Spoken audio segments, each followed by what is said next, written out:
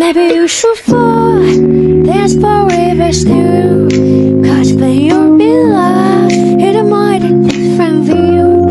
Everyone, অনেক দিন পরে একটা ব্লগ নিয়ে চলে এসেছি। তো সেদিন আমরা কুরিয়ানা গিয়েছিলাম আর সেটার ব্লগে আজকে শেয়ার করব। সো 5:30টার সময় উঠে হচ্ছে আমরা রওনা দিই আটঘর যাওয়ার জন্য।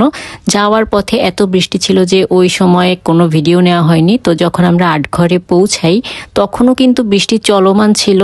অ্যান্ড দেখতেই পাচ্ছ যে একদিকে রৌদ্র আর একদিকে বৃষ্টি, এবং আমার মনটাই খারাপ হয়ে গেছিল যে আমরা আসলাম অথচ বৃষ্টি নামছে।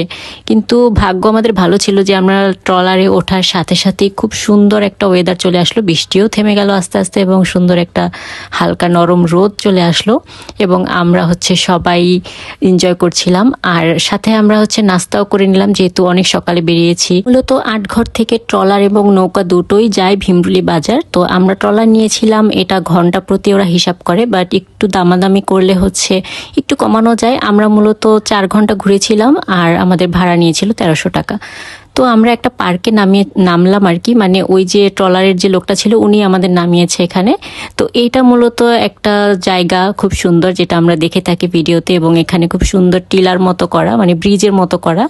এখানে উঠলে মনে হয় যেন কোনো একটা পাহাড়ি এলাকায় চলে আসছে। আর এখান থেকে ভিউটা এত সুন্দর লাগে যে বলার মতো না। এরকম উঠতে উঠতে অনেকটা উপরে উঠতে হয়, মানে এই জায়গাটা মনে হয় অনেকটা 3 তলার মতো উঁচু।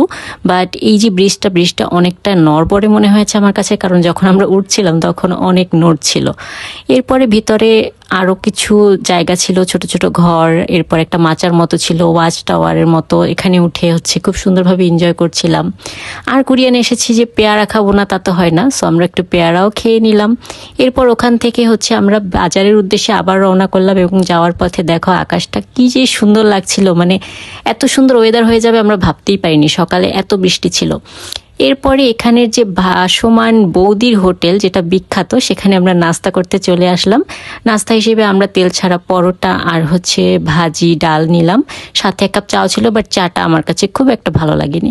এরপরে আমরা হচ্ছে ভীমরুলি বাজারের উপরে ব্রিজ থেকে হচ্ছে আমরা বাজারটা দেখছিলাম, ভাসমান বাজারটা। মূলত এখানেই বাজারটা বসে, বাট হয়তো অনেক সকাল ছিল যেহেতু এই জন্য বাজারটা ওরকম জমেনি, বাট এরপরে হয়তো জমবে।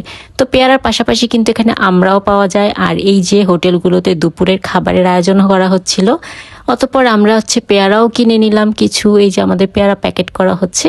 এরপরে একটু বসে, যেহেতু রৌদ্র প্রচুর উঠে গেছে ওখানে বসাই যাচ্ছিল না, তাই আমরা আবার ব্যাক করলাম। আর আসার পথে এরকম ভাবে কোনো ভিডিও করা হয়নি, জাস্ট প্রকৃতিটা এনজয় করছিলাম। আমি পানি ধরার চেষ্টা করছিলাম বাট নাগাল পাচ্ছিলাম না আনফরচুনেটলি, কিন্তু খুবই ভালো লাগছিল। খুব নরম মিষ্টি রোদের মধ্যে একদম হালকা হালকা বাতাস এনজয় করতে করতে আমরা বরিশাল পৌঁছে গেলাম। সেটাই ছিল আমার ছোটখাটো blog. That's all for today. Thanks for watching. By.